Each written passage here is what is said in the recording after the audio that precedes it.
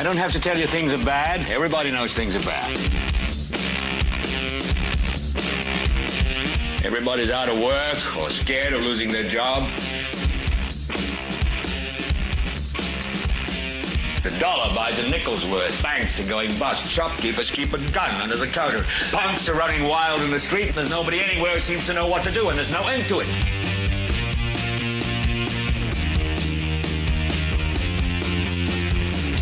The air is unfit to breathe, and our food is unfit to eat. We sit watching our TVs while some local newscaster tells us that today we had 15 homicides and 63 violent crimes, as if that's the way it's supposed to be. We know things are bad, worse than bad. It's like everything everywhere is going crazy, so we don't go out anymore.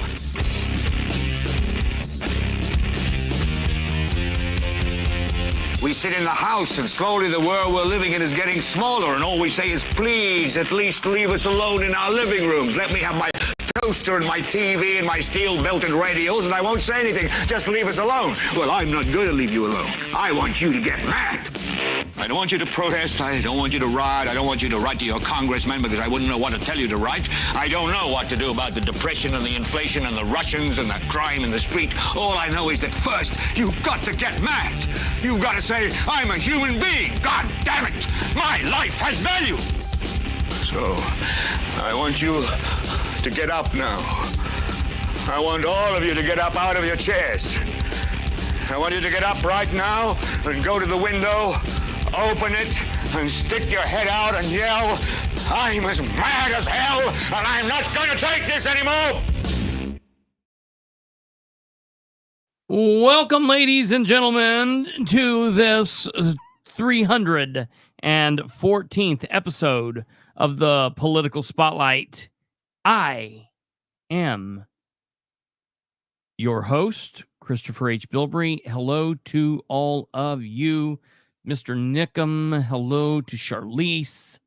Hello to Stumblefoot and GW and Les and Kate. Producer Kate is at the controls working the buttons like always. We want to say a very big thank you to Kate for everything that she does, and a very big thank you to all of you, because this wouldn't be a thing if you weren't here watching. And keep in mind, all we ask from you is to just tickle your little fingers across your screen and click on the thumb, give us a like, feed the algorithm, click the bell, do all of those things. That would be absolutely fantastic. Share the show if you're so inclined. Folks, we got a big show in store for you tonight, and I've got to say, quite frequently you hear me say at the very beginning of the show, we're going to be talking about something completely different than I originally had planned, and tonight is one of those nights. We had a Muncie City Council meeting that was scheduled earlier. It was actually originally scheduled for 5:30. They changed the time until 6 o'clock, which was much better. I'm glad that they did that. That was much better. It was better for the citizens. You know, in my opinion, it's better for the council. It just made much more sense to have a meeting later rather than earlier, you know, but there's no real reason for me to harp on about that. You know how I feel about that. Anyways, so they were scheduled to have this meeting at 6 p.m. this evening, and we live streamed that meeting right here on our channel for you all to watch, for everyone to watch everywhere. The entire council was there, all 9 members. It was amazing. The council attorney was there. Representation from the clerk's office was there. The mayor was there. The controller was there. The deputy controller was there. A couple other city department heads were there. And then a very large crowd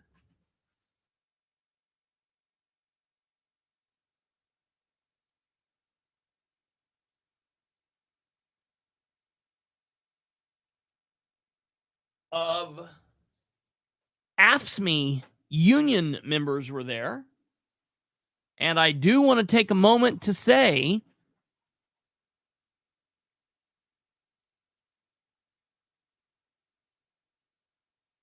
these shirts are available to those of you that would want them.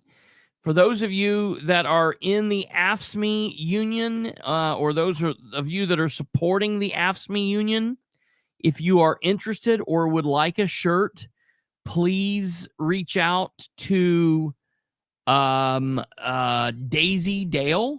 If you don't know who that is or don't know how to do that, get in contact with me, and we can get you in contact with Daisy. That is that. And I look, I want to be real clear. I am not a big look. Unions are not the same as they used to be. I came from a family where, my grandfather worked for GM and worked was a union man and worked in the union, and the union was very good to our family.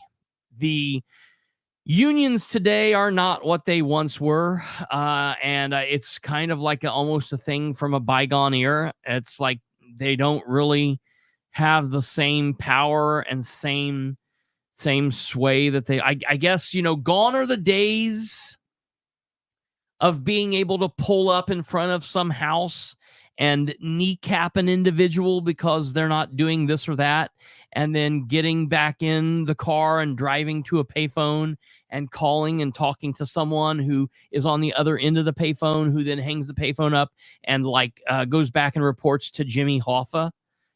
So gone are those days. So it's like maybe that's just kind of the union power and sway kind of maybe went along the way of say the dodo bird or just Jimmy Hoffa. Maybe the power of the union is buried with Jimmy Hoffa wherever he is buried. That being said, my whole deal with the AFSCME union is not necessarily like a whole thing about pro union. I'm just talking about a set of employees that work for the city of Muncie that I like and I respect, and I feel as though they are being shit on. And I think that they are in a position where they are looked at as second-class citizens compared to the other two groupings of policing and fire employees within the city of Muncie, and I don't agree with that. So it's not specifically like necessarily a pro-union stance from my perspective. It's more of a pay these people what they are deserving of. Pay these people what they, and so that's kind of where I stand with that.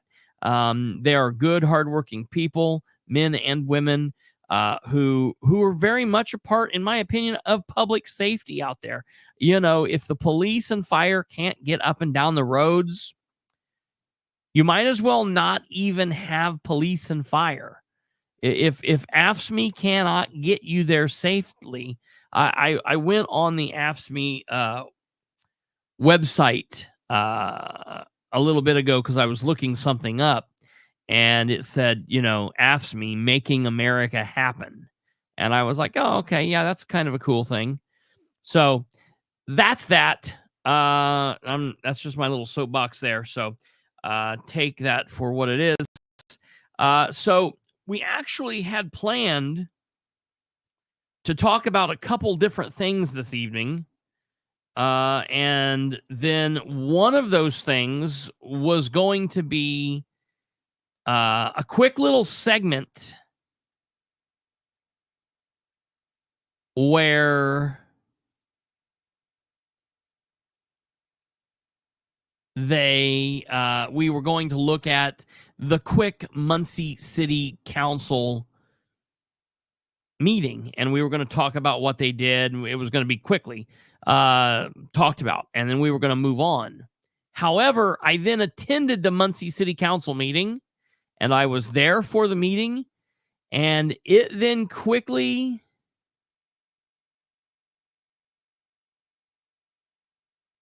became the main story.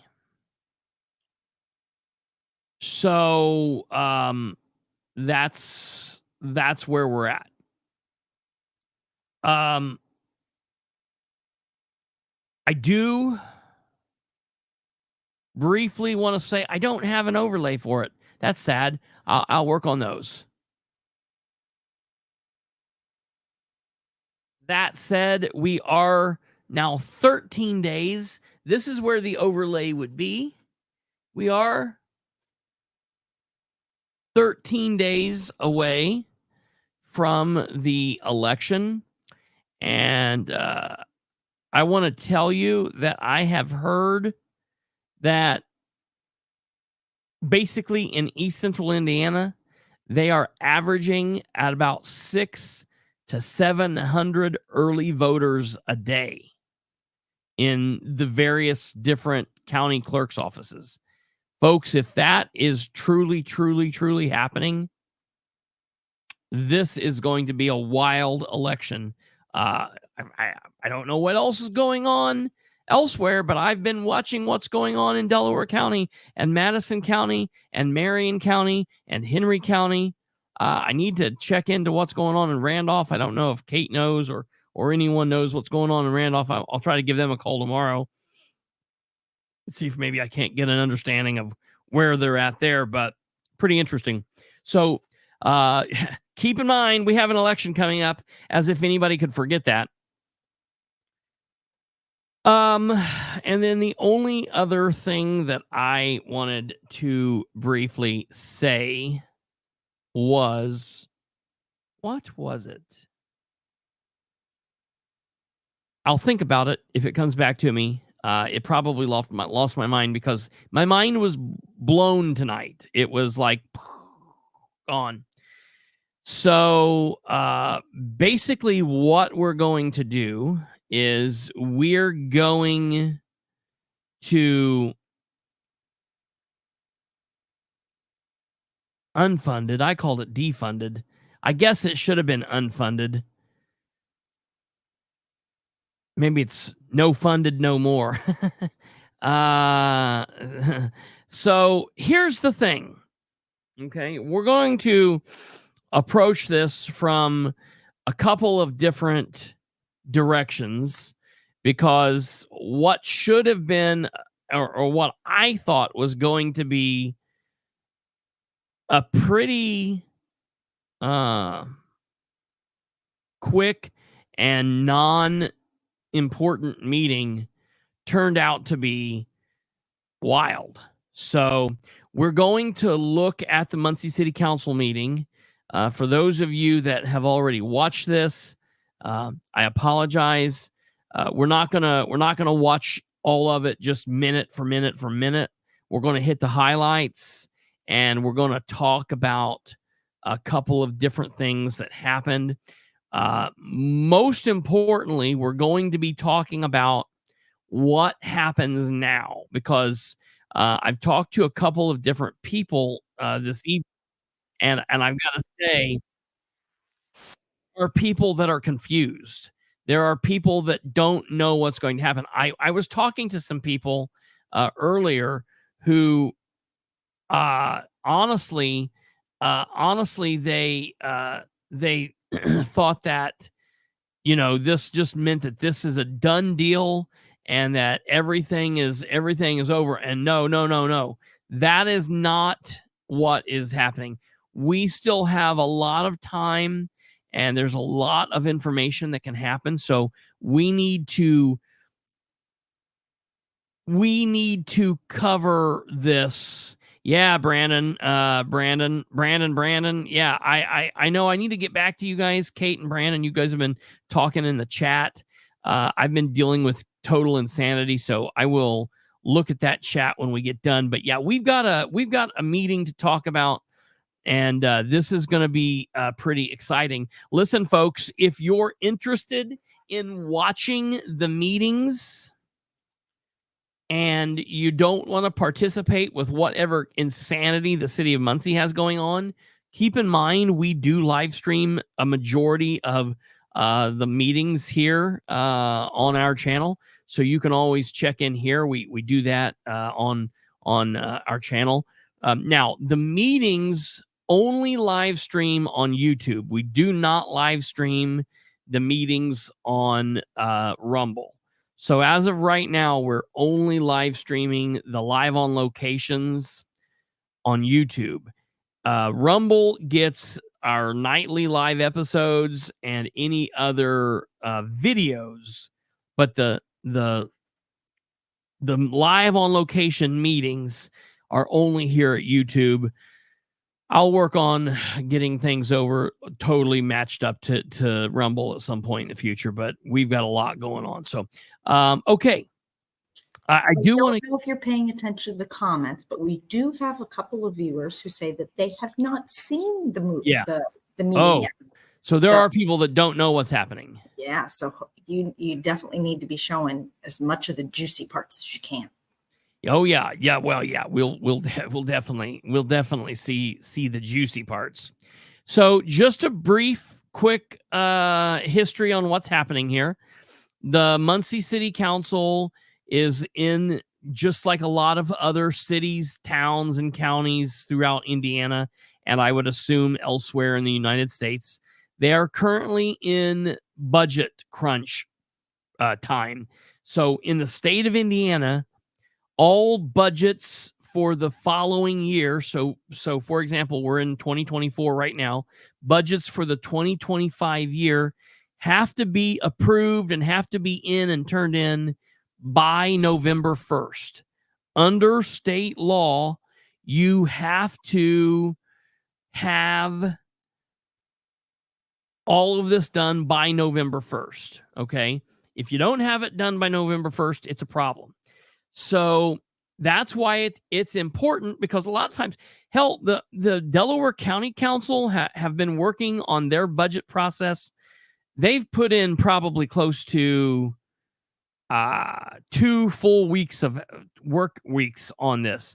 They've probably put in close to maybe 80 or 100 hours working on the budget, which is really kind of crazy, but you got to do what you got to do. So keep in mind that something that we talk about on here a lot is Mayor Dan Ridenour made a claim a while back that ignoring deadlines has consequences. That is very true. Keep in mind that back in 2019, Mayor Ridenour, at the time he was City Councilor Ridenour, he had made a campaign promise that when he was, and I don't think we actually have it up here, but obviously in his promise to improve communication, transparency, and all of that stuff, he'd made another campaign promise that part of what he, and being a former counselor, he knows part of what he wanted to do was he wanted to bring the budget to the council in a timely manner so that he and the council could look at the budget and work through the budget issues together. And so they could put together a budget that would make, the most amount of sense for the entire city. And this was a promise that Dan had told everybody. I had heard him say this on multiple occasions, and matter of fact, he actually said it during a candidate event. And it's something that we've played on here many times, where he was like, I plan to bring the budget to the council by July, and that will give us several months to work on it. Well, every year since he's been mayor, that has never happened. He has failed to do that every year. starting in June or July. And the reason I say this is because the DLGF, the state government, they let the cities know what they're going to be getting and working with in June, July, around that time period. So one of the things that I have always kind of hit Ridenour with is, hey, buddy, you said you were going to do this, and we're now in the middle of August, and you've still not presented your working budget to the council. Don't you think that you should work it into where you're doing this? And he always said nothing, basically. It was always like, well, you know, we'll get to it when we get to it, you know, that kind of thing. And it was always like, no, that can't be like that. You know, it's gotta be a thing. Yep. Just been timing issues. Hey, it is what it is. It's no big deal. It's just timing issues, you know? And to be fair, I've said, hey, you know, let's try to work on this. And maybe it didn't work in 2020. Let's work on it for 2021. 2021 came and it didn't happen. 2022 came. It didn't happen. 2023 came. It didn't happen. And then this year, you know, one of the frustrating things about the Ridenour administration is he continues to make me defend the actions of Nora Powell. And Nora is not, I'm not a fan of Nora. Nora and I are not friends and fans, you know. So it is what it is. I wish Ridenour didn't make it so easy for her and made it harder for me so that I didn't have to defend Nora all the time. Okay, it is what it is. So over the last several months, the Ridenour administration has done and said some really strange things. The controllers, meaning the actual controller and the deputy controller, stood up at the podium and addressed the council back several months ago and said that the city of Muncie was heading towards a financial crisis. It was their words. It was not my words. It was not the council's words. It was Matt Wagley who said, we are heading towards a financial crisis. A fiscal crisis is what he said. The actual words were fiscal crisis. I was shocked that he said this. There is a discrepancy between what Councilor Powell says, the LGF says that the city's going to get, and what Mayor Ridenour's team says we're going to get. Now, listen, Dan alone has put himself and has put his controller, and the controller has put himself in a position where I apologize, but I just cannot take what you guys say for face value. I'm not going to do it. I cannot do it because you've been caught in too many tall tales in the last 5 years. So I cannot just take what they say. I know for a fact that Jerry Dishman and Nora Powell were attempting to get Nora placed in the DLGF meetings. Dan Ridenour and the mayor and the controller both said no, that's not necessary. They did not allow her to take part in that. I have heard through the grapevine, through several different ways now, that one of the Muncie City councilors attempted to take part in one of the negotiations of one of the unions. I don't know if it was fire, police, or AFSCME, but I know that there was a sitting city councilor that tried to take part, and he was literally thrown out of the room. Legitimately, he was like, nope, you cannot be in here. And they ejected him. So I know that the mayor's administration has not played very well. Now, is there reasons they've not played well? Yeah, I understand. Look, it's political. They don't like how the council's made them look. I would say that they have made themselves look this way, and the council. Whoa, hold on. What has the council done to make the mayor look bad to Well, this? that's what I'm saying. The They mayor have has voted made for himself. his shit. Yeah. Always. They always have. They always have. He can't use the council as an excuse Absolutely. for making him look bad. The council has voted for Yeah. all the crap that he's wanted. Yeah. This council and the last council. Yeah. You know, every council that's been in under mayor. Well, yeah, that's what I'm saying. And if the any mayor was council making voted him against him, he spent his next weekly update bitching about Yep. why they suck. complaining against them. You know, matter of fact, we're going to talk about veto power tonight and what that entails. Mayor Ridenour has actually vetoed the council before on an issue. That's only happened once, but he has done that. So, you know, this has happened. And that's what I was saying. The administration has made themselves look bad, and it's been the council that have amplified that so people could see it. Let me see if this is right. I mean, that's not what I thought it was going to be.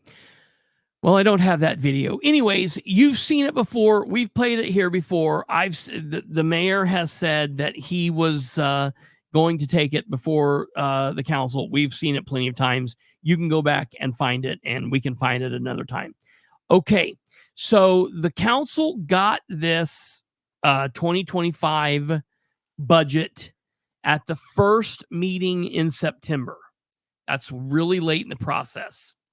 They started going through the process of trying to whittle it down, and there have been emails back and forth between the council and the administration. And then finally tonight, they were set to vote on the city council budget. Now, we're going to, America's counselor. Here we go with what we witnessed tonight, ladies and gentlemen. Let me show you this. Okay, let's play this now here.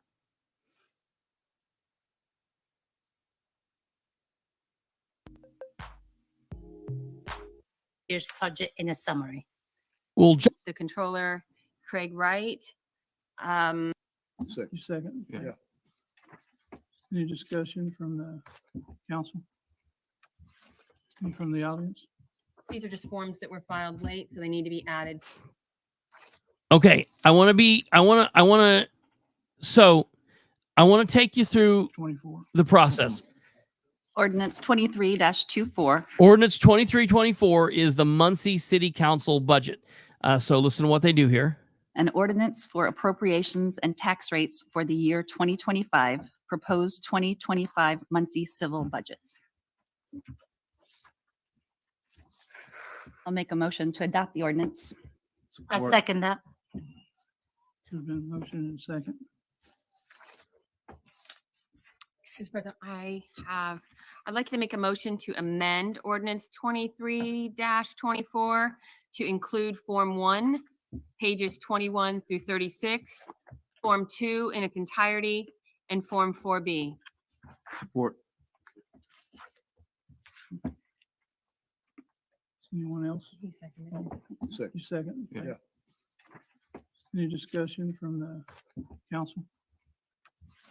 And from the audience? These are just forms that were filed late, so they need to be added. Okay.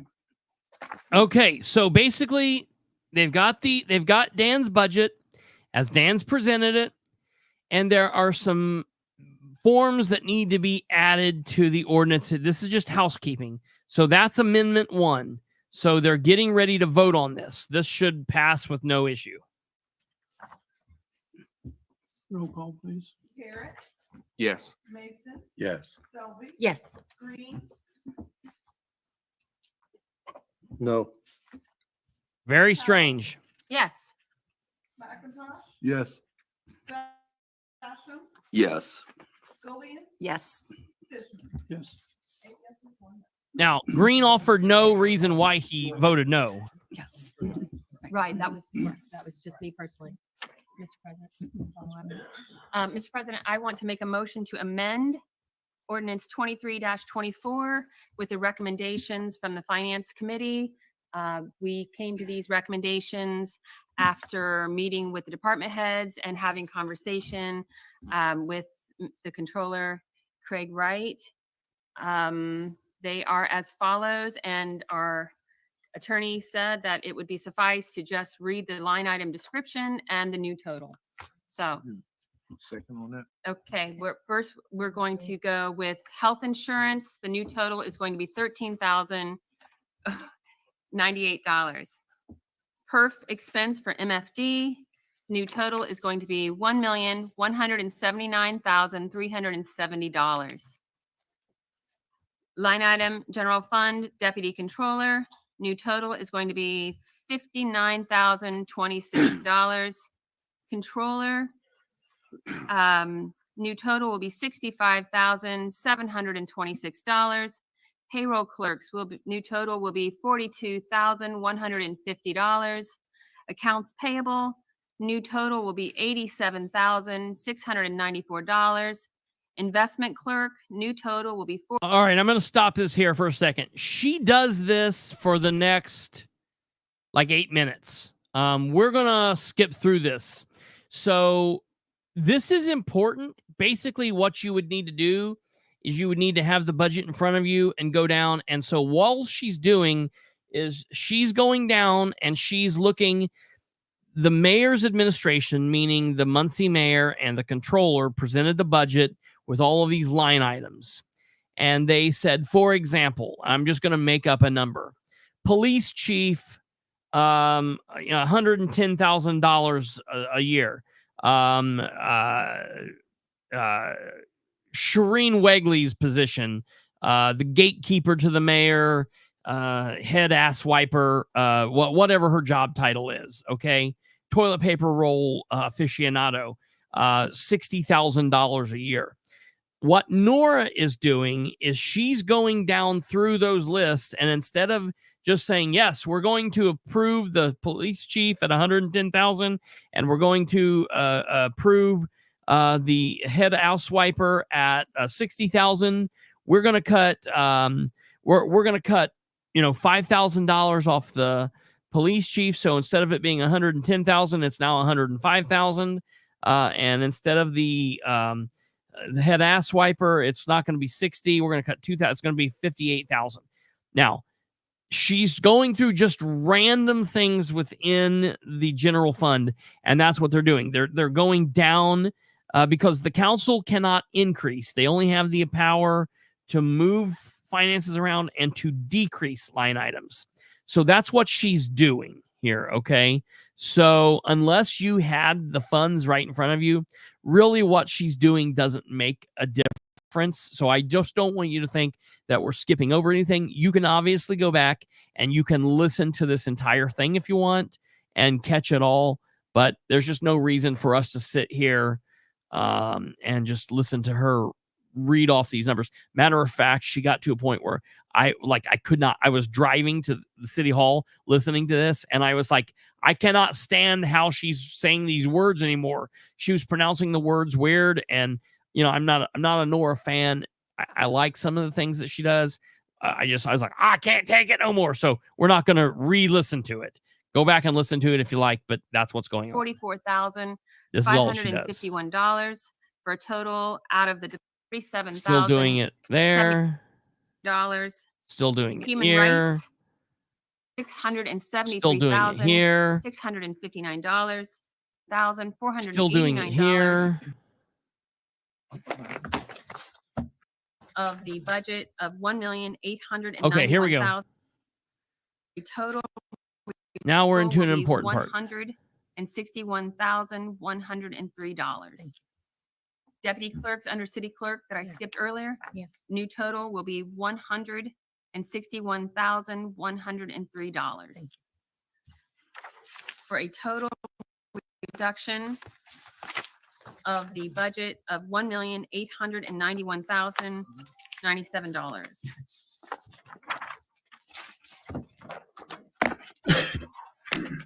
Okay, so that's important. So all of the money that she just read through there all of the reductions that she just made right there came up to the grand total of $1,891,097. Okay. So that's important to understand. Now, a portion of that was cut by the mayor from the health insurance because they had overextended and put money in the health insurance where they didn't need to. So they allowed for them to cut. The police department allowed for them to cut some, and the fire department allowed for them to cut some. So in all actuality, the council's not cutting a whole lot of money here. They were actually doing it. Okay, so that total right there is 1.8 million, almost 1.9 million, but it's 1.8. It's 1,891,097. All right, keep that number in your brain. Okay. Ha ha ha. Or the equivalent to 1 week's worth of Port of Works expenditures. Holy shit, that's the comment of the night. Okay, now let's move along. Need a second. I've got a second. That's right, timing issues. Yeah, no, I'll give her motion and that. Second, roll call, please. We have a discussion. Oh, yeah, I'm sorry. We'll have a discussion between the council. Those reductions, the only ones that that the health insurance out of Board of Works was an overage that was a mistake from the administration. The Muncie Fire Department voluntarily surrendered some money out of their perf line item. All the monies that were reduced from salaries were just overage of the 1% increase that happened for this year. We've been communicating with Craig Wright. He said at one of the previous Finance Committee meetings that to calculate the appropriate total for the 2025 budget, we take the 2023 adopted budget, we add 11%, and that should be the correct total. So all of those reductions, most of them were $102, or it was just a slight recalculation, but it did, that's how we came to those totals. But they were verified and sent through the controller's office for verification of accuracy. Anyone else? So, May I ask the controller to come up or no? Sure. Okay, Mr. Craig, could you come up, please? Okay. So Roe has the controller step forward to ask some questions.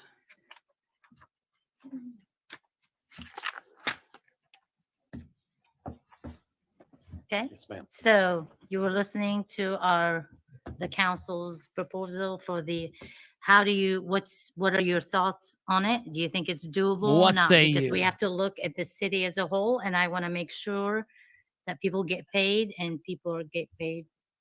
What is your reaction right now? My thought is that, we Thought, feel not like reaction. the budget, should be accepted what we submitted. And we understand that the council does have the authority and the right to reduce it. So that's our stance on it now, and we'll, move forward and with the budget. One more. Really So strange. You said you're gonna move forward, but do you think this is gonna affect services? Is gonna affect anything? Do you think you can manage with the proposed budget? Well, I mean, there was reductions that were, in the salaries for instance, police, fire, and motor vehicle highway. He is so weird. We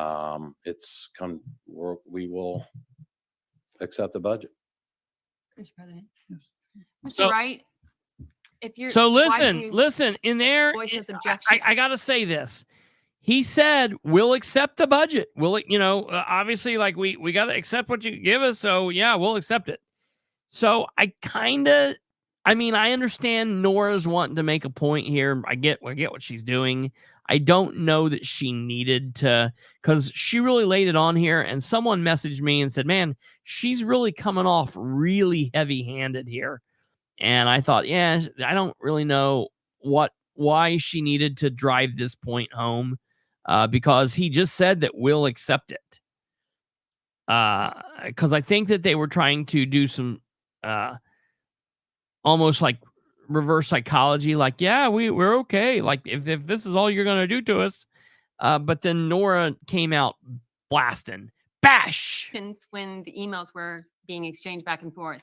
I sent you these totals today or yesterday and asked you to verify that that was the appropriate 11% over the 2023 budget. You came back with one salary that needed to be corrected. Well, we basically what we said was, I told you the way it is figured out is the total was 11%, yes, from the 23.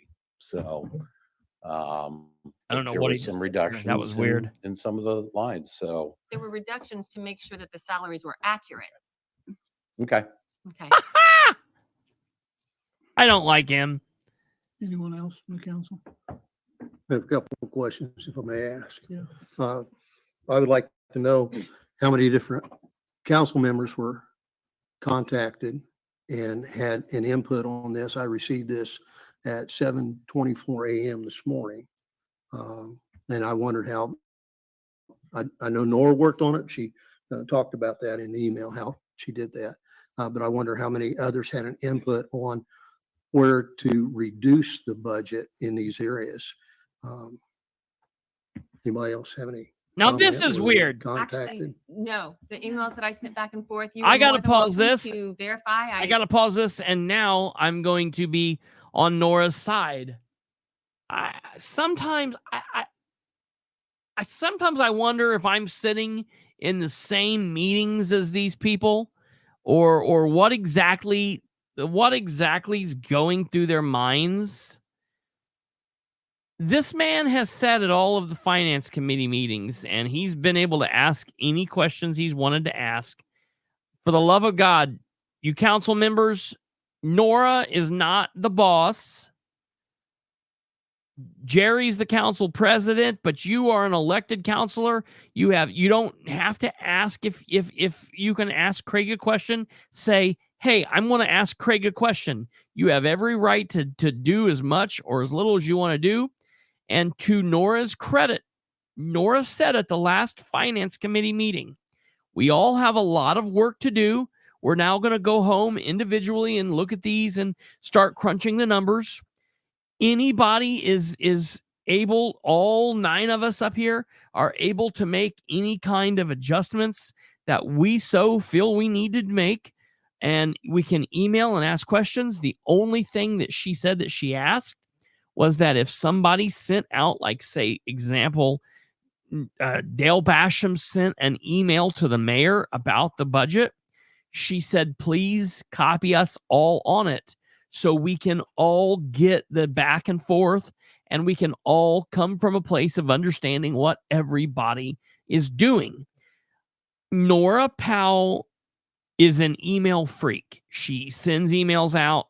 That's how she likes to correspond.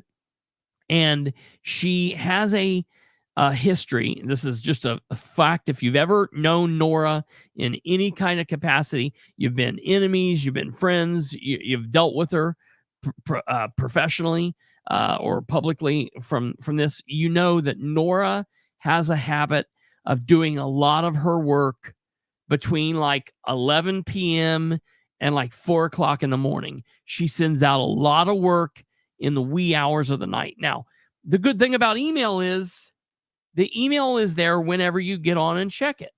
So if she sends something at 1 o'clock in the morning and you want to get on at 3 o'clock in the morning and open it and look and start working, you can do that.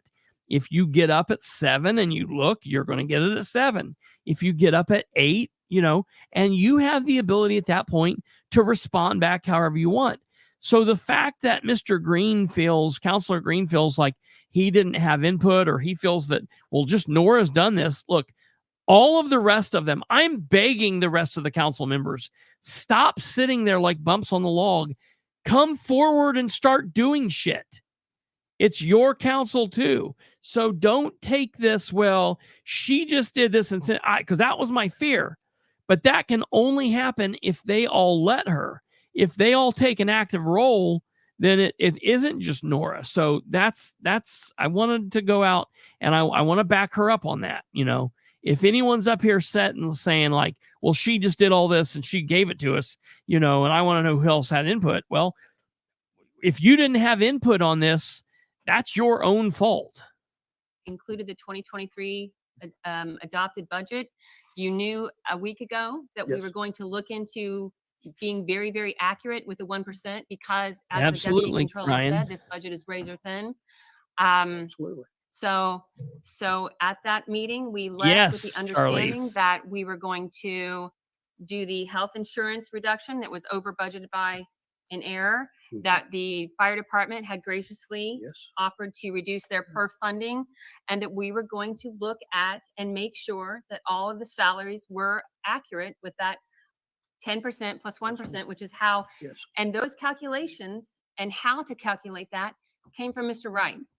So, Well, the police and the fire, they do their own budgets on that. So, I mean, they have additional items that they budget for and we accept their calculations. So, and that wasn't explained in the email today. Again, we've been exchanging emails for I don't know why months, Craig laughed. actually. So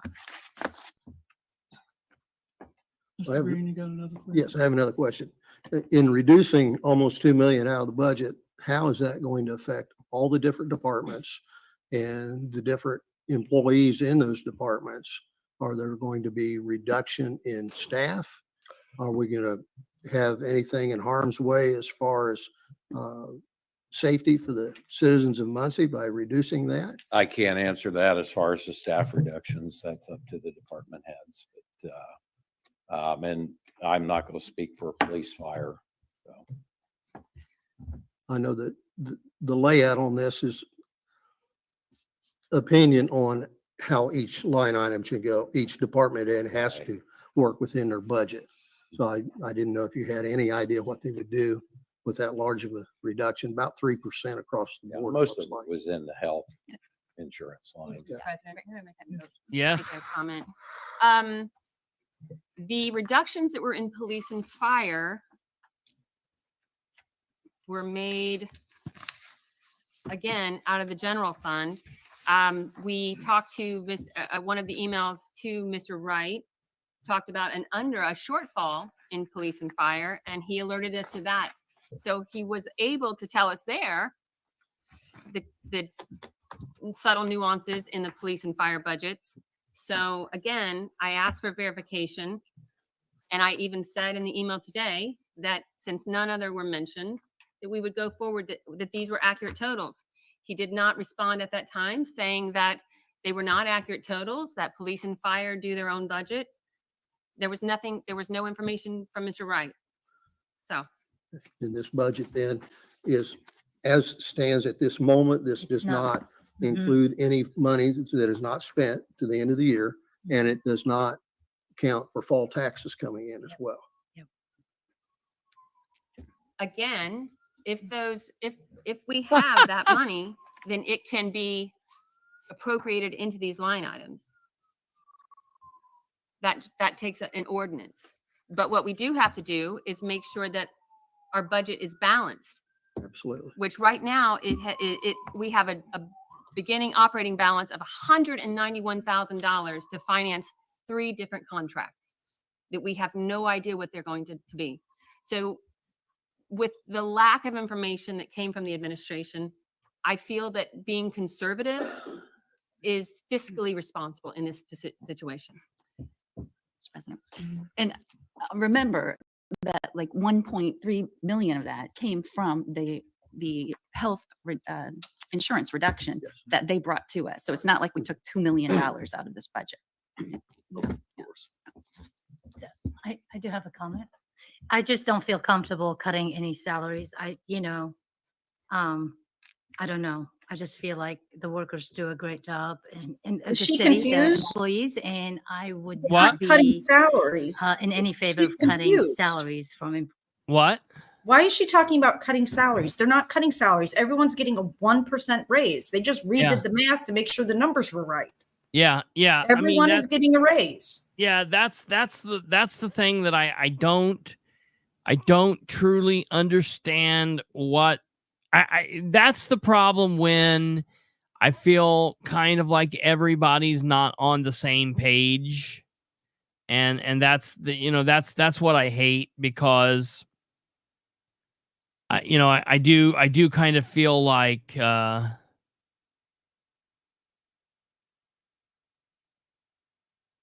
yeah, I don't know. It's just kind of strange that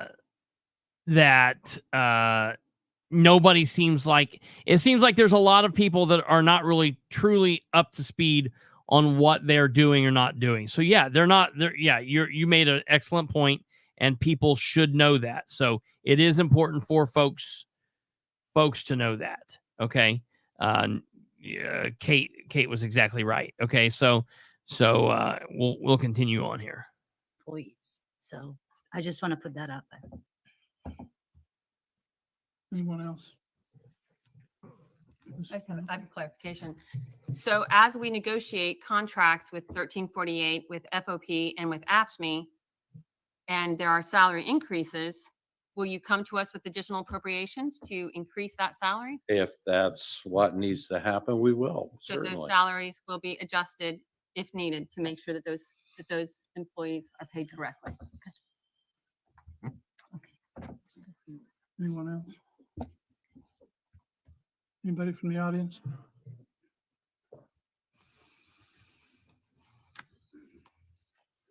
Jason Chafin, Local 1348. I just wanted to reiterate what was already kind of said.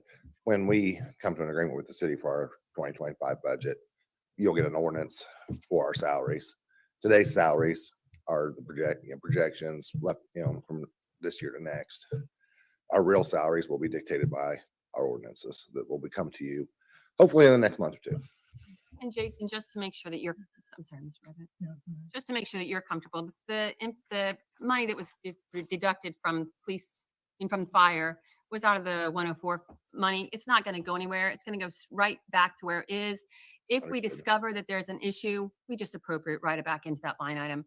We were just trying to be fair with the people that are funded out of the general fund to keep it across the board. Thank you, sir. Absolutely. Like I said, we'll get our salaries when Thank that you. comes. Thanks, guys. Thank you, Mr. Chafin. Anyone else have any comments from the audience? Okay. I speak here. Keep in mind Christopher Bilbrey, keep in mind as you're voting on this and as you're sitting here talking about negotiations that there's still 1/3 of city government that the negotiations Employees, I have should not said. been going for, and that they're still being, in my opinion, looked over, screwed over, whichever way you want to look at it. So, act accordingly. I think it's been said here at the podium for the last several meetings by various different people. You guys could send a clear message and vote the budget down and say, this is what we expect you to do. We expect you to go in good faith and negotiate with all three. Negotiate as hard with AFSCME and as in good faith with AFSCME as you would the police and fire. And do what is expected for these employees that are sitting back over here. So checks and balances, folks. You can send a message, when people stand up here at the podium and say, you can vote in a way that doesn't give them what they want. I mean, it's hardball, folks. Politics is not always fun. You could send a message and say, this is what we expect. So, I think that would be hard, and I understand that that's not always fun, but I feel like the citizens of Muncie would stand behind you guys if you were standing behind the employees. Thank you very much. Okay, I want to say this real quick for the record. First and foremost, it's difficult. So real quick, people need to understand, if the council votes the budget down, which happens a lot, the last time it happened in the city of Muncie was in 2019. Dan Ridenour, when he was on the council, his council right before he took over as mayor, they did not approve the 2020 budget. So when Dan first took over as mayor in on January 1st of 2020, he went in and financially in the city of Muncie on day one of 2020, it was as if it was day one of 2019. They went in with the budget from 2019. So all of 2020, he was working with the funds from 2019. It is doable. It's not fun, but it happens. It also sends a message. It's like I said, it's not fun. Now, is it fiscally responsible? I think that you can have different opinions on this. I am very concerned about being fiscally responsible. Nora says something here in a minute, and she's like, it would be fiscally irresponsible to do that because we would miss out on da da da da da. Look, the city would miss out on things. The mayor would be then at fault for that. Now, what they don't want to do is they would be the ones responsible. And I think they're afraid of people saying, you caused us to do this. And it's like, no. Now, listen, what I would have said had I didn't know that the council had the balls to make power moves. I did not know that they had that. I have stood before the council before, and I have said, you need to unfund the deputy mayor. You need to unfund these positions because of this, this, and this. And they laugh that off almost more than they do just turning the budget down. Because I will tell you, until here just recently, until about the last couple of weeks, there were councilors who were making a case to Nora and to each other about voting the budget down. There were councilors on this council that was talking about not voting in favor of the budget. So all I was doing was speaking to that. Okay. So that's where my train of thought was. Okay. So then this happens.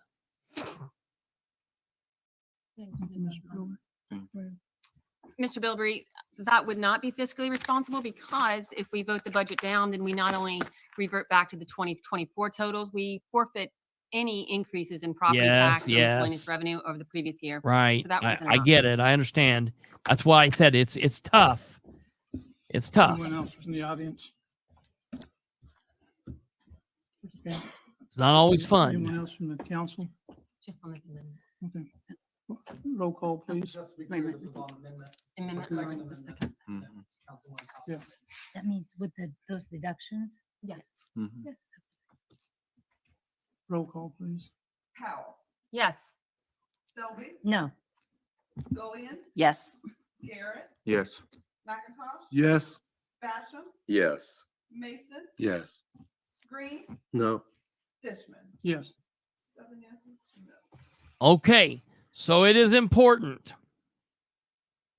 The whole big long list of reductions that Nora went through to the tune of $1,891,097, they just approved those amendments, those reductions. So they passed that amendment, and it passed with a vote of 7-2. I need to change my notice. 7-2 with those amendments. Greene and Basham. No. Who voted no? Rowe and Greene voted no. Rowe and Greene voted no. The sole Republican, Dale Basham, to vote was he was the one that voted yes, along with the 6 Democrats. So you had 2 Republicans vote no, that they did not agree with making those cuts, even though the controller said we are razor thin, headed towards a fiscal crisis. Everyone else voted yes, okay? And I assumed at that point they were going to say, okay, we're going to vote for the final vote on this budget, and we're going to be done. I started getting ready to leave, all right? Listen to this. Mr. President, Yeah. I'd like to make an amendment. I'd like to make a motion to amend ordinance 2324 to include the following reductions. Yes. Second. Yeah, Ryan. Line item code 101-04. So this is Harold Mason. 411013 deputy controller. New total 0. Back up. Line item 101-01-41102 deputy mayor. New total 0. 101-2404. Mr. President, I'd like to make an amendment. I'd like to make So Harold Mason says, I want to make an amendment. And I was like, okay, what's this going to be? a motion to amend ordinance 2324 to include the following reductions. Second. So I'm like, oh, he wants to make an amendment to make reductions. Now, it was seconded by McIntosh. What's weird, it was seconded before he actually read off what it was. Now, I'll tell you, I'm sure that McIntosh knew what it was. I'm sure he knew ahead of time, but it was weird. He hadn't even read everything out yet, and he seconded it. So that's kind of funky. But I want you to hear now. This is where so we're sitting here thinking, what is this going to be? Harold reads this off. Listen. Line item code 101-04-411013 deputy controller. Deputy controller. So this is the line item associated with the deputy controller, which is Matt Wagley. All right. New total 0. He wants the new total for 2025 to be 0. And when he said that, my chin hit the floor. I was like, oh, shit. Then this happened. Line item 101-01-41102 deputy mayor. New total 0. Deputy Mayor Richard Ivy, new total 0. And my chin just kept hitting the floor. It was on the floor, and I about flopped out in the floor right along with my chin. All right, but he is not done. 101-22-4-11162 channel 6 director 0 for a total of 178,000. All right, channel 60 director, and that is, people are like, what's that? That's the communications director. That's Amber Greene. Okay. And we'll come back and we'll talk about all of this, but let's hear how much he says. 0 for a total of $178,273 reduced from the general fund. What was that total again, sir? $1,078,273. Thank you. So $178,273 by reducing 3 positions: deputy mayor, deputy controller, and the communications director. Okay. Now let's listen to what happens from here. I'm in the meeting at this point, and I'm like, oh my God.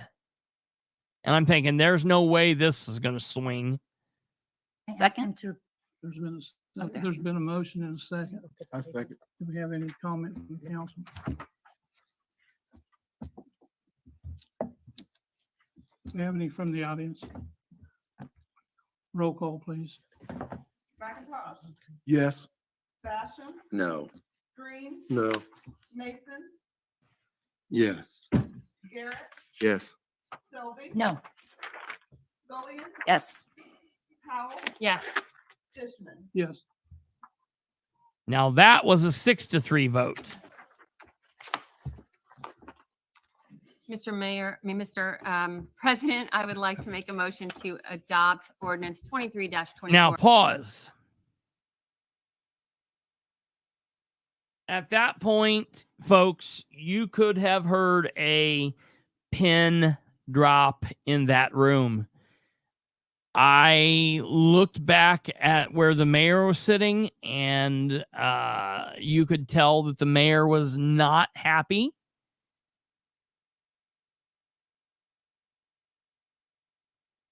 Nobody spoke on that. The controller didn't get up and say, wait a minute. what is happening? The mayor didn't get up and say, hey, I need a deputy mayor. Hey, we need a communications director. Hey, hello. Nobody fought for these three people.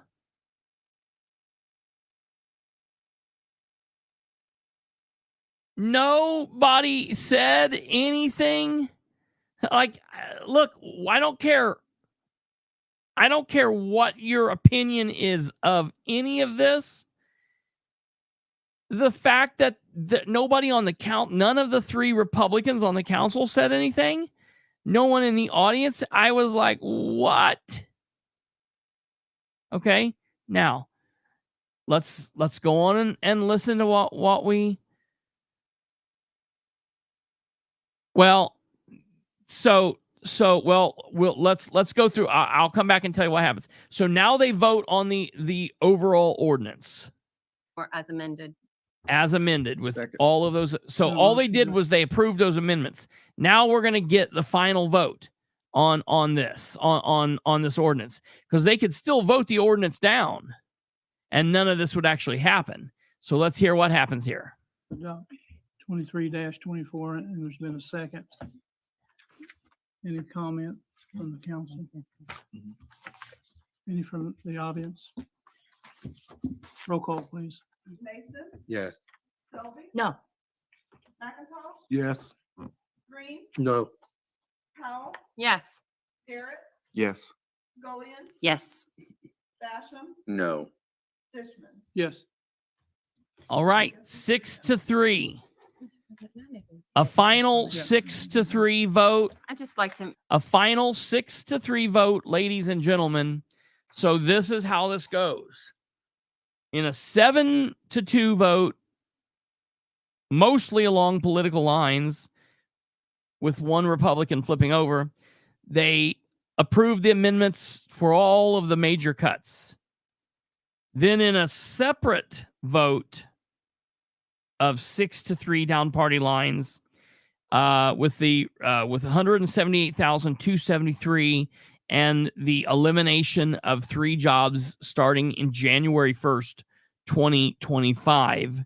And those 3 jobs would be deputy mayor, deputy controller, communications director. It was a 6-3 vote. And then in the final 6-3 vote, which it was down party lines, to approve. So now get what's happening here. The Republican mayor put forward a budget that the Republican councilors then voted down and the Democrats voted up. So they voted up with all of that. That's major breaking news. Yeah, right. Well, right. I wonder what the Republicans think about getting Councilor Troy Ingram out now. That was a smart move. Elections have consequences, folks. Elections have consequences. Now, I will tell you the total reductions. It's a total of $2,069,370. Okay. So Councilor Ingram is saying, can Dan fund those funds out of edit? Sure he can. But hold off on there. We're going to cover that in one moment. Let's let the councilors talk. We got 2 statements to hear from. Maybe we'll hear from a Republican. Who knows? And then we'll come back and we'll talk about where we go from here. All right. Because it's still not completely done. All right. So this is what happens then next. to make this comment and read it into record. The budget is the most important ordinance the council will address the entire year. It pays our employees, it funds the services which the city provides for our residents. It is the most important piece of legislation we'll consider. I'm frustrated with the manner in which this budget process has unfolded. Council began asking in May that the administration deliver the budget, even in draft form, to the council as early as possible because we have 4 new members. The amount of property tax revenue Muncie will receive is determined in June. The administration meets with DLGF, or Department of Local Government Finance, in July to finalize miscellaneous revenue totals. There is no reason The budget couldn't have been ready by the end of July, but certainly by the August 5th deadline as requested. Instead, the budget was delivered after 4 p.m. on the very last day electronically in pieces and parts.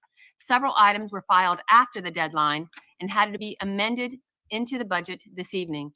The budget was submitted $1,789,000 over the general fund's maximum levy. A maximum levy is the total amount of revenue the city will receive into any specific fund for that year. The budget contained $1.7 million in errors, which did close the gap in the shortfall, but left a balance of only $218,811. When calculating the total of our 2025 beginning operating balance, which is the budget surplus, the cash on hand at the beginning of the year, council discovered the beginning operating balance was $250,000 in the red. Those amounts were confirmed by the DLGF field representative. This meant our surplus of $218,811 now became a deficit of $31,189. For comparison, the beginning operating balance on January 1st, 2020 was $2,904,590. The administration has spent down the budget surplus into deficit. Since the police voluntarily returned $223,000 to the general fund earlier this month, the beginning operating balance should be in the neighborhood of $191,811. The administration has placed the council in a position where we've had to adopt the budget, which the deputy controller himself called razor thin, while all three unions are still actively negotiating. The administration has given council no information regarding how these contracts what these contracts will cost the city or where that money will come from. Adopting a budget without having accurate totals of the city's expenses factored heavily into the choices of the Finance Committee. In order to balance the provision of services and still be responsible with taxpayer money, it only made sense for the Finance Committee to be conservative in our decisions. I am glad to have this budget ordinance behind us. It is my hope that the 2026 budget process operates more smoothly, that members of council are allowed to attend meetings with the DLGF when they request to do so, and that the budget is provided with all forms included in a more timely manner to allow appropriate time to review. I appreciate the members of the Finance Committee for being actively engaged throughout this process, as well as the city department heads and other members of the administration who made themselves available to council. Thank you. I'd like to make a statement myself. As president of the Muncie City Council, I voted for this budget only because I don't want to leave our employees without their 1% salary increase or disrupt services for our residents. I want to talk about our relationship and the lack of a contract with our union reps, our union representation with the city workers. It is time to get this issue resolved. Our city employees deserve better. It has gone on long enough. This council has repeatedly encouraged the mayor to resolve this contract issue. We unanimously adopted a resolution engaging it's to be solved, and it still has not been finalized. I'm asking two sides to go back to the bargaining table and work this out. I believe this council has run out of patience. Thank you.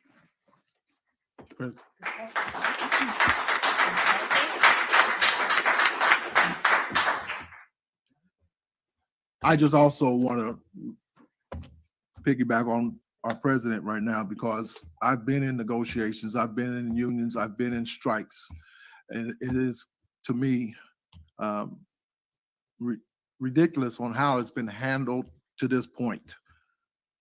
And I want you guys, all the unions, to know that for this administration to move forward financially, they're going to have to make you guys whole for at least the 2024 year. And that's just where I feel about it. I have no idea. I have something to say too. We have the three that are out, the police and the fire and AFSCME. We respect and we love our public safety. The police and fire, they put their lives on the line every day, every call. But have you ever been out to Prairie Creek? Go out 2 months from now when it's froze over. There's still piers in the water. The ice is below zero because it's froze. They're going to be out there with chainsaws, cutting the piers out, taking the piers out. They're going to be out there below zero, paving or plowing streets, making sure our sidewalks are safe. They are public safety workers themselves.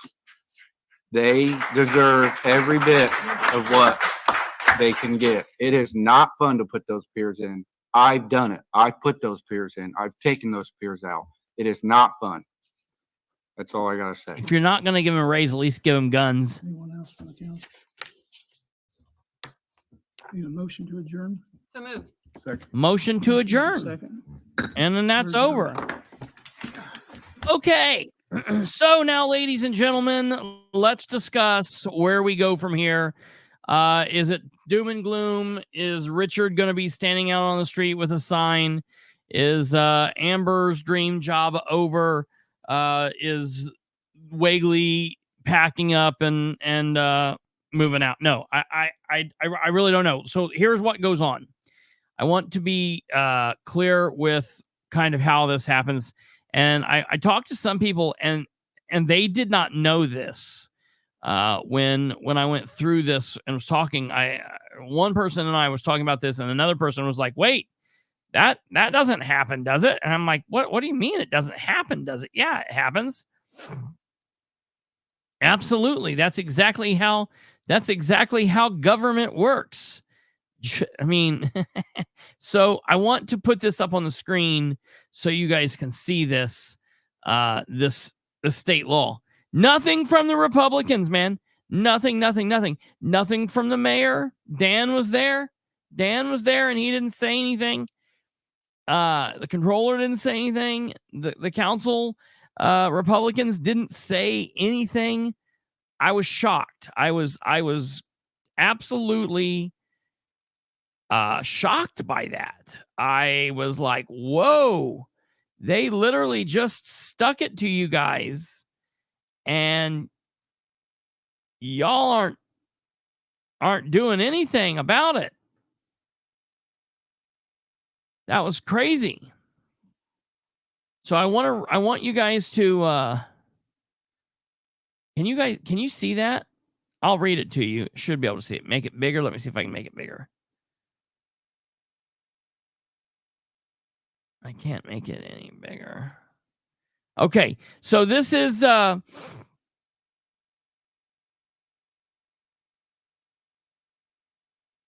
we'll do this.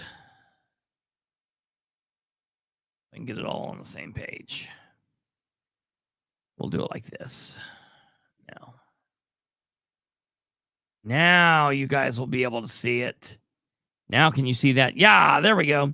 All right, this is Indiana Code 364616. This is where we go from here. All right, this is ordinance. This is the Indiana Code that speaks to ordinances, orders, resolutions, and the power of the city mayor to approve and veto. All right.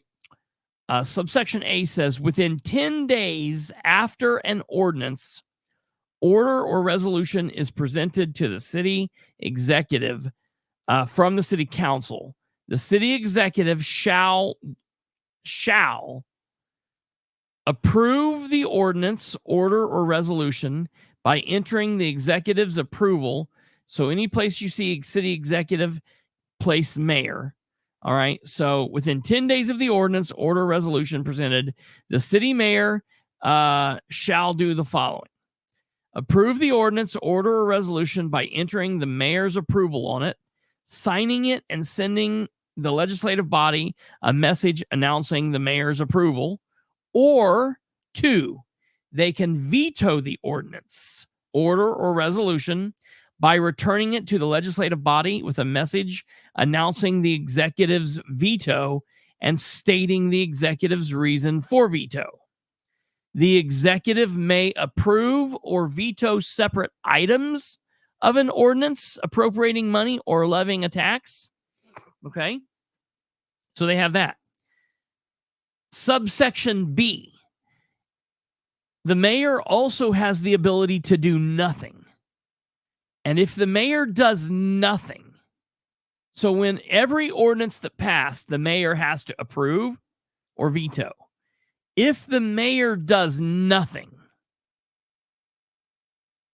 if he fails to perform his duty under subsection A, the ordinance, order, or resolution is considered veto. So this is a step where you have basically one way to approve it, which is by signing off on it and sending it back saying, I've signed off on it. Or you've got two ways to veto it. He can actually veto it and send a message, I have vetoed this. Or he can just simply sit on it and not do anything, and the time will run out, and that will veto it. If it is vetoed, this is what then happens. When an ordinance, order, or resolution is vetoed by the executive, it is considered defeated, which means the mayor can overrule them, unless the council, at its first regular special meeting after the 10-day period. So they don't have to do this within 10 days. They just have to do it at the first meeting past the 10-day period. If they then, at the next regular or special meeting after the 10-day period prescribed in subsection A, re-vote to pass the ordinance by a super majority vote or a 2/3 vote. So in order for an ordinance to pass, the council is a 9-person council. So that means in order for something to pass, 5 councilors have to vote yes and 4 can vote no. That is a simple majority 5-4 vote. If it's 9-all, it passes. If it's 8-1, if it's 8-1, it passes. If it's 7-2, it passes. If it's 6-3, it passes. And if it's 5-4, it passes. However, to defeat a veto, 2/3 of the council have to vote. Well, how many is 2/3? 6. 6 will 6. 6 people can vote. Will that happen? Absolutely. The council has a 6-person the super majority. Right. Tonight, it passed 6-3. So they have that already. The last time the mayor vetoed something, he's only vetoed one other ordinance. And when he did that, the council did not have the votes to defeat the veto. So they approved an ordinance, he vetoed it, and it remained vetoed. In this situation,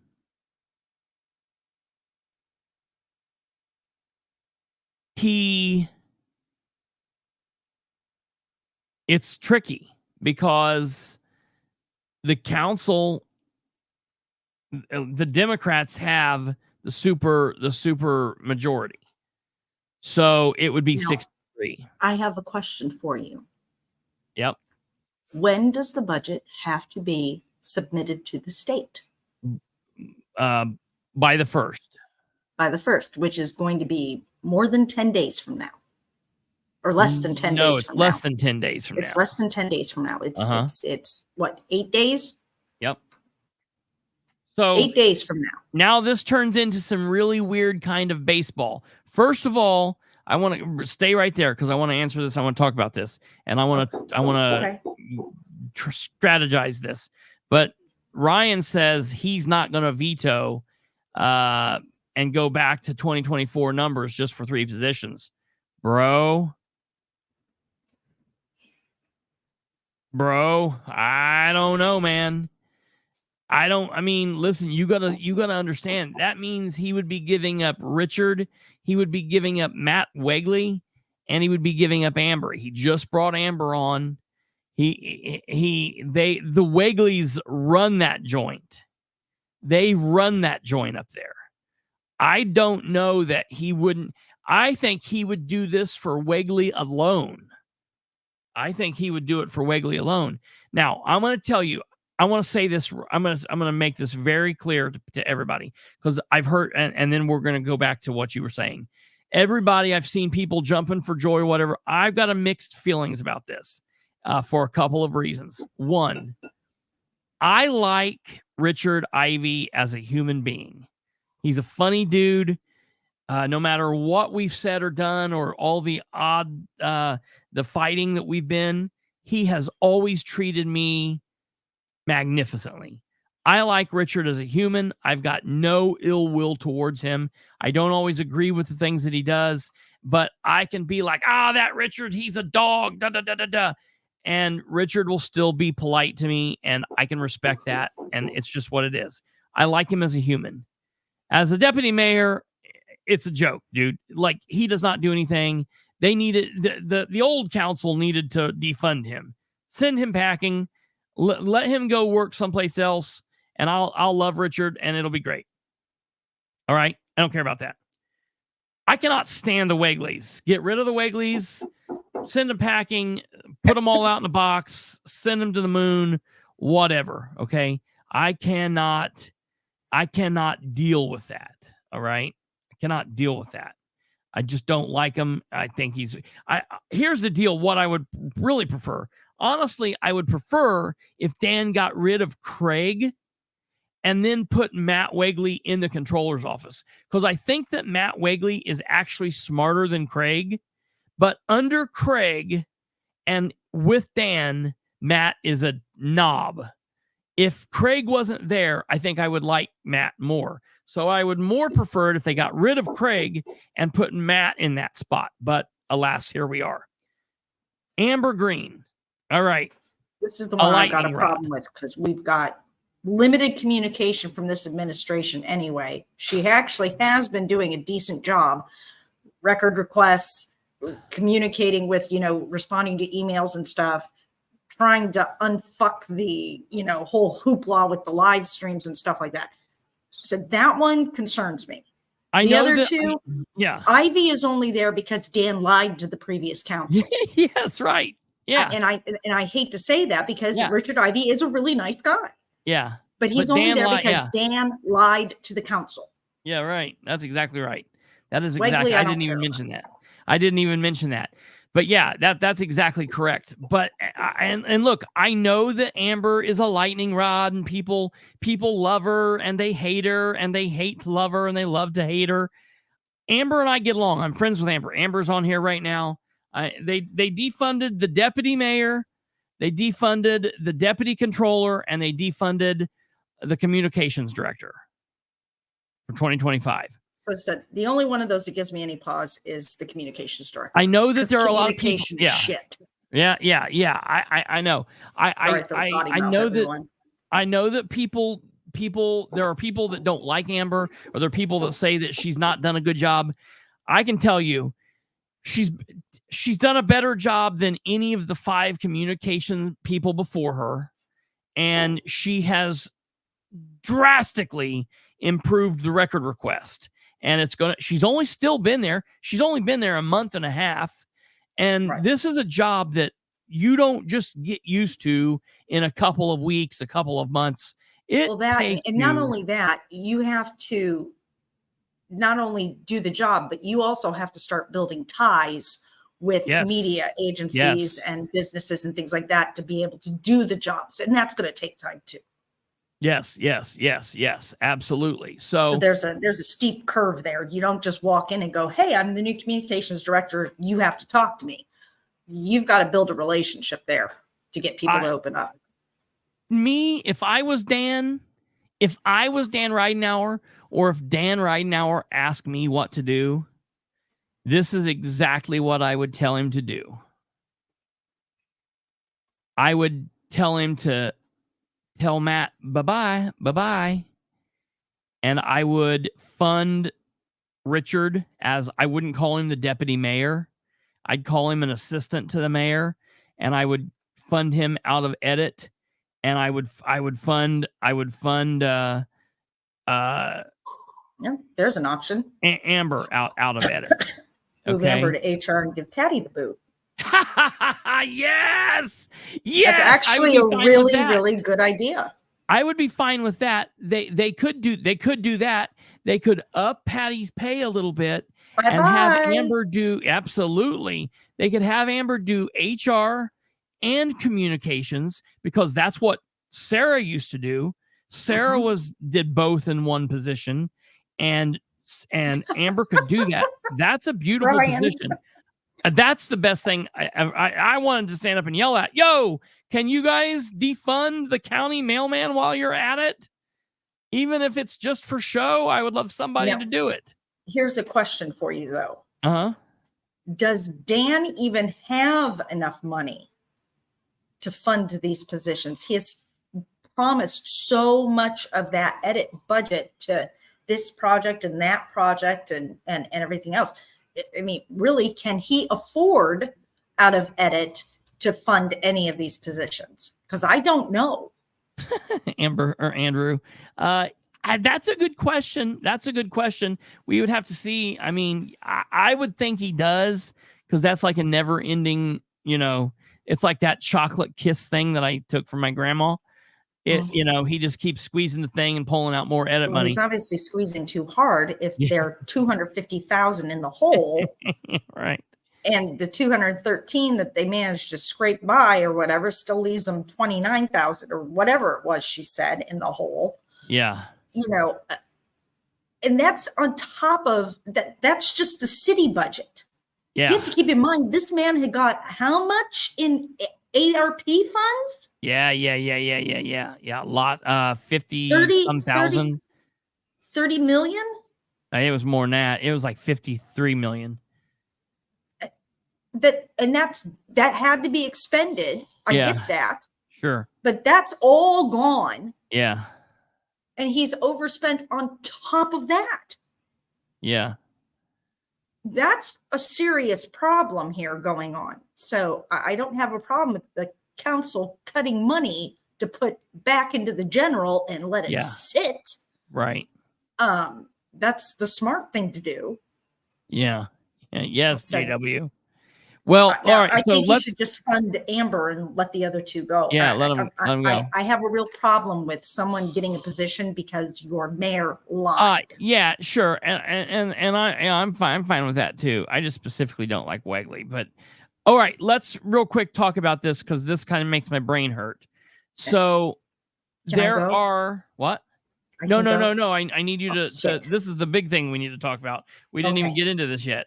Because you brought this up, and this is the thing I was talking to someone else about. So today is the 23rd. All right. Today's almost over. When we wake up tomorrow, it'll be Thursday, the 24th.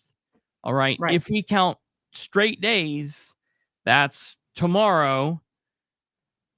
2, 3, 4, 5, 6, 7, 8, 9 days until Friday the 1st. All right. So starting tomorrow, we've got 9 days until Friday the 1st. Right. All right. This has to be wrapped up one way or another by the 1st. So if the mayor just sits on this and does nothing, they have to submit the 2024 budget on November 1st. Ooh, yeah. He wouldn't be able to do that. He would have to submit it. They wouldn't have a choice. At that point, if he hasn't done something with it, they would have to submit last year's budget for this year on the 1st.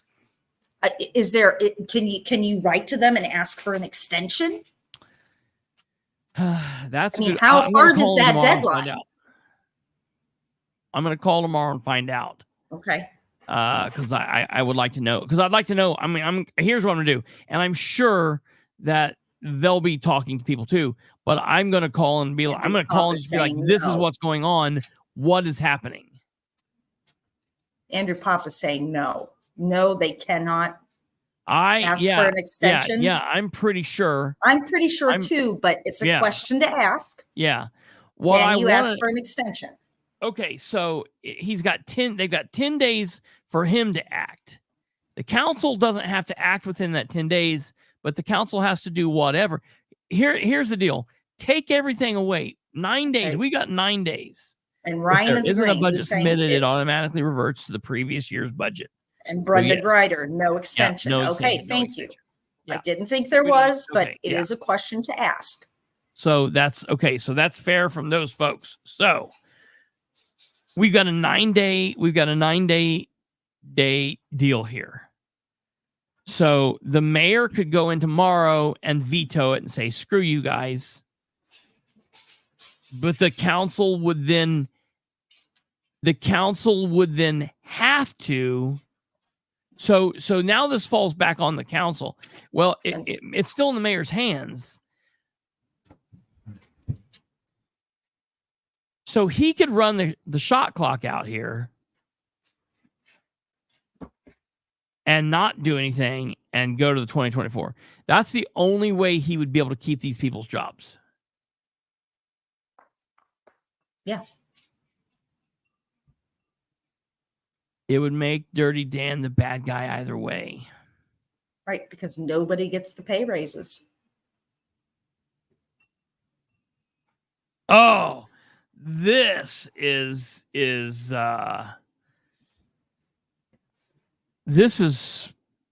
And if he waits to the deadline to try to veto it, it reverts.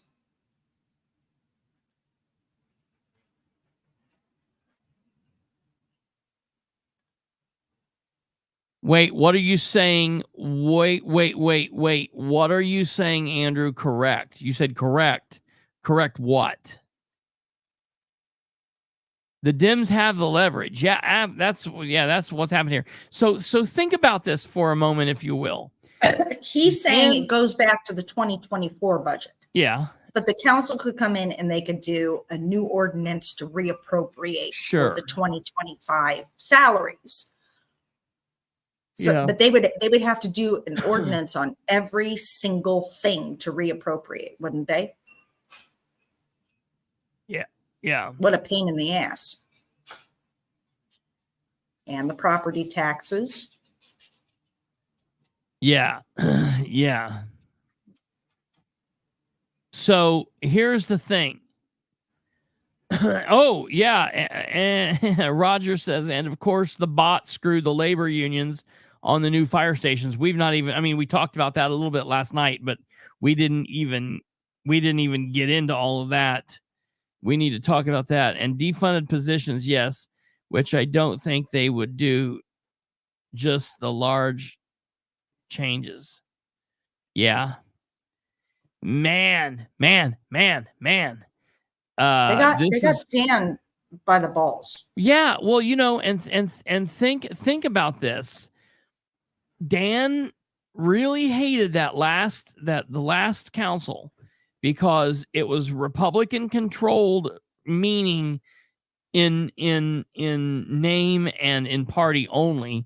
It was 5-4 Republican strong, but it was to me, it was people oriented. It was people oriented. They did the will of the people. Then they got rid of Troy and they got Jeff did his thing. And so now they've got a 5-4 Democrat led council. And the 5-4 Democrats is 6-3. It's 5. It's 6-3. No, it's 6-3. It's 6-3, but it's in favor of the Dems, and it's they've got him. They've got him. If they go into 2025 with the 2024 budget, could they also not make changes to that budget during the first month and eliminate some positions? Sure. Yeah. Well, but it would be an ordinance for everything they want to change. Yes, they would have to reappropriate everything, which I don't think they will do. Just defund the positions and largest changes. It's 6-3. Yeah, 6-3. And to think all of this craziness is completely overshadowing the fact that the lunatic Mike Jones is being seriously considered for public office again. It's all crazy in 2025. Yeah, folks. I mean, that's the crap thing that I had lots of shit to talk about tonight which we'll get to tomorrow, yeah, we can call Andrew in. Like, hey, look, wait a minute. So here's the easiest way to do it. The easiest way is to give you the link and have you pop I'm working on. on it. If you don't want to show your face, you can come in like this, and it would just show you up there. It's come in this way before. Yeah, so you can come on video. There's not really It's an easy sent. way to call. Check your Facebook. She sent you the link. Do the things and pop on. You can hide your face. But yeah, who do we want, Mike Jones or James King? There's a third person, but I'm not going to mention that names yet. No names yet. It wouldn't Alva. I guess I can. You have a collect call from Pop. Will you accept? Who do you want, Mike Jones or James King?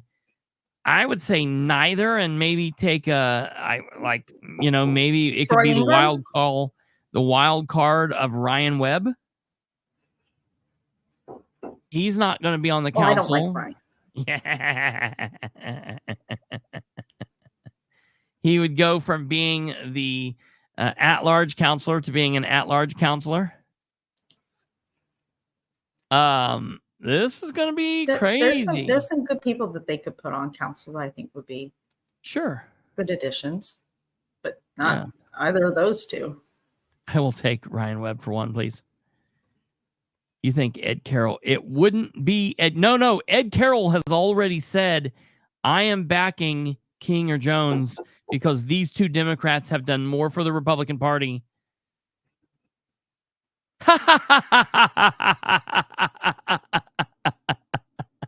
And to think I got to talk to him. Good night, Ryan. Thank you. We will talk more about those topics tomorrow. Stop back in tomorrow. We will talk about those topics tomorrow because that's a big deal. We were going to talk about it tonight, but then this shit. Well, and here's the other interesting thing. Even if Dan does have the money in there to fund these positions, they would be contract employees. Mm-hmm. And they would not have any authority. Well, they wouldn't have insurance. There's a lot of things that, it would be a little bit of a screwed up deal. Yeah. Amber doesn't specifically have authority at the moment. You have a new friend to talk to, so I'm going to go away. No, you're fine. You're fine. And Ivy doesn't really have authority, but I definitely won't allow them to make it. That's the way, Ryan. All right, Mr. Pop, what say you? So I'm actually kind of surprised at what the council did here with the funding positions. I thought it was going to be more heads on the chopping block. Yeah. I figured if you had the title deputy in your job and you weren't one of the two police deputy chiefs or the fire chief, I thought the resume should be getting dusted off there quite rapidly. So I'm surprised in that. I hate that Amber's position got defunded because she's one of only two good hires this administration has had, seemingly. Her and the current fire chief. Yes. So not sure where that's going to go. But with the budget, the mayor can run out the shot clock if he chooses. And then it would go back to 24, and then the council could just appropriate money as they see fit after the first of the year. They couldn't touch it prior to. It would be after the first of the year, but then it gets messy, and then you get into everything's going to be a vote because each item has to then be reappropriated. Yeah. So it's not a single budget. You'd have to reappropriate this money from Richard Ivy's position back to the general, and then Amber's back to the general, and it would be a lot of work. That would be a lot of getting in the weeds. And as you know, a particular councilwoman who I am friends with, and you don't say her name publicly, got into the weeds with the budget her last run. Yeah. And was really hung out to dry. So I'm not sure that this council would want to do that. But I think they My probably. God, I know the one thing she'll never do again. She'll never cut animal shelter food again. Was it food or litter? I thought it was litter. It was food and litter. Yeah. But yeah. No, you're right about that. And there's a question up on the screen that someone asked. Oh, it was Kate. So you're saying that you would have, if you were on the council, or I guess a better way to say it is you would have thought or would have wanted them, or should have thought they should have cut more positions. Yes, given the financial state, I would have expected, if you had the title deputy and you weren't one of the not both, but one of the police chiefs, deputy police chiefs, and the fire chief, I would have thought that your position was in real risk. Yeah. I'm more surprised that they didn't, and they may end up, because we don't know that fund. I'm more surprised that Mark, the camera guy, didn't go versus Amber, because Amber actually provides public comment and service. Well, but the council can't get rid of him. He's edit. Right, but I'm saying between one of the two, I thought the compromise would be, hey, we'll get rid of this from edit and revert those funds versus keeping Amber. Because, of course, before Dan came in the office, previous mayors had committed part of their edit to the general. Yeah, right. So, I thought maybe that could be a compromise there. But I don't think many compromises were made, and I truthfully have no idea how many conversations were had. But, here we are again, in the fifth budget of this administration, and for the fifth time, we're coming right down to the wire. Yeah. We're just, and it's interesting. But we'll see what happens. Another thing that was brought up that was quite interesting was the potential vote for a new county council person. Yeah. That have you heard about this? I've heard through the grapevines. It's interesting. You look at the primary, a lot of new precinct committeemen out there. I know. A lot of new precinct committeemen out there. Yeah. And a lot of old ones too. Don't know how it's going to go, but it's interesting that within the first month of this election cycle, we could be voting for a countywide seat as PCs. Yeah. Certainly not what I anticipated in my first month of being a PC, but hey, let's run it. Why not? Oh yeah, that could be. Oh yeah, so you won. Yeah. Yeah, that's interesting. Yeah. Let's run it. Why not? Oh my God. I hope there's 50 candidates. Because why not? Why make it simple? Here's the thing. I hate that that's how this is going down. I hate it. It is what it is. I don't,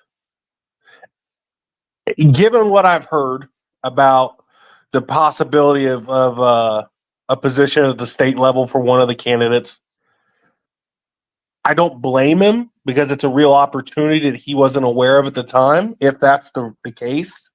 Sure. But I hate it because I feel like, he obviously took a seat from somebody else. And now, no question. He absolutely he did. And now the people don't get the votes. Yeah. Precinct committeemen get the vote, and that's the part I don't like. But it's part of the process. Yeah. And it's why so many of us ran for PC. Yes, so, right. Yeah. Well, and Ed's not going to run for chair, I guess I am hearing again. And so there's a whole bunch of stuff going on there too. I have heard that. I don't know who you've heard it from, but I haven't heard it from somebody that I would take to, take 100% at it. And then the question becomes, if Ed doesn't run, who? There's been a couple of interesting events in the last year. Historically, it's always been 2 males and 2 females, or if you've had a singular treasurer secretary, 2 and 1.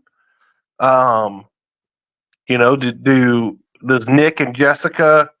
Does Jessica run as chair? Nick as vice chair? Do they find a new secretary treasurer? Nick who? Papandrea. Papandrea. Yeah. Does does Jessica want to stay where she's at and they find somebody to run for chair? Does I Nick hope go not. does Nick, there's so many possibilities. I just know if you look at my wife's in the women's club, and if you look at what happened at the women's club vote, Yeah. it sounds like it was pretty contentious, is maybe the word I'll use. Yeah. And spirited, which is good. It's good to have spirited votes. Yeah. But with all these new PCs, what's it going to look like if we go to vote in a new party chair? So absolutely, a lot of interesting things coming up. Interesting things, and I'll tell you, what's funny is there's only 13 days until the election, but it doesn't stop there. It's going to be interesting even into the next year. Listen, I got to tell you, this is my honest opinion. Take it for what it's worth. November 5th, when all the votes are counted and done, I don't care if it's 4 a.m. or if it's 5 a.m. Whoever wins that election, whether it's Trump or Hurricane Kamala, they need to be sworn into office immediately, because we have no idea who is running this country right now. No, that's definitely true. And you know what? I'll even make a compromise. If Trump wins, the liberals can keep the presidency for the term they're supposed to have, swear in Kamala as president right now, move Mike Johnson up to vice, and just survive until January, whatever inauguration day is. Yeah. So, and here's the thing: on election day, I'm hoping America gives me a great birthday present. That's really what I'm pulling for here. So, would love for my birthday to hold on to a strong red state in Indiana. Would love to see Trump in office. Would love to see. I take that back. I would love to see Kamala Harris not in office. Is how I will prefer to say that. That's how I would prefer to say that. And I'd love to see candidates like Jim Banks win in the Senate, and I'd like to see a red Senate and a red House, so we can try to get the country back in line.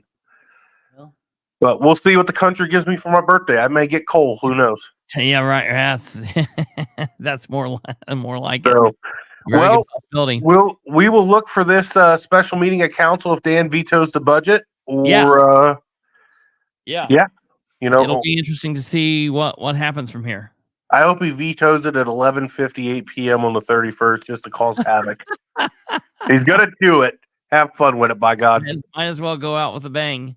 Oh, yeah. He's not going nowhere. He's got several years left. Well, yeah, right. Yeah, no, that's true. So, Chris, thank you. I'm going to bed. You have a good night, All sir. right, sir. Yep, have a good one. Yep, bye. Hey. Yeah, what? Someone asked real quick before you go, just as you're leaving peace. Are you Braun or Rainwater? I've already voted. Yeah, and I voted for Mike Braun. Oh God! All right, bye. All right, bye.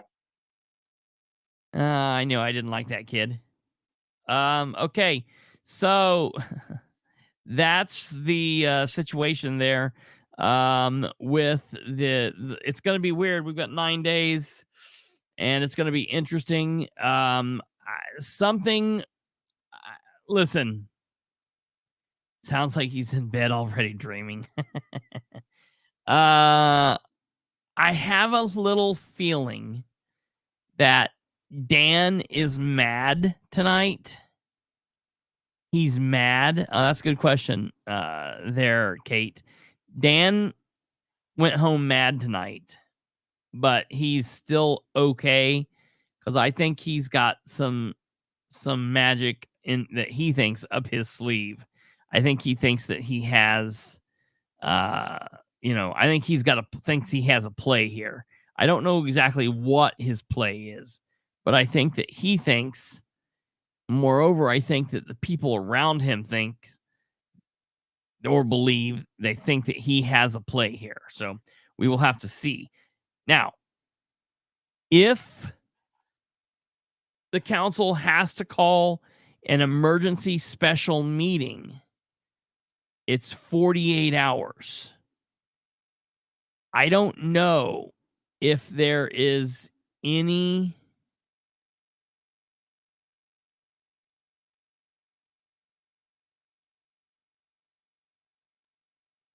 I don't know if there's any rule. I don't think there's a rule on being able to cut down that time. I think it's 48 hours. So that's that. So that's the code. That's the code on the ordinances. That's the dish, the T, whatever you want to call it, the word on the special meeting for tonight. I'll tell you, when I went, I about didn't go. I was home. I got here late when the meeting Hold was on, running. hold on. I did a Google. Yep. If a meeting is called to deal with an emergency involving actual or threatened injury to a person or property, or actual or threatened disruption of governmental activity, the 48-hour notice requirement does not apply. However, the definition of an emergency should be narrowly construed and would not include foreseeable events.